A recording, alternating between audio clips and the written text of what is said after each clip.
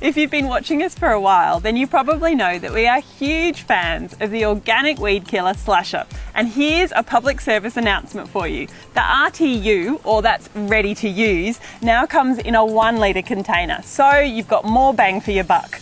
The RTUs are brilliant if you've only got a handful of weeds to spray and you just want to get things done quickly with no need to actually mix the product up. If you're trying to tackle larger areas, then you want to reach for one of the concentrates. This is the new 5 litre drum, but it also comes in a 20 litre drum. Remember that Slasher is a contact-only herbicide, so good coverage is key. You need to make sure you're really covering those weeds when you spray them. An ideal thing to use is a pressured sprayer, and this means that the spray's got lots of pressure behind it to give you perfect coverage. Also, you might need to do repeat sprays on some really tough weeds.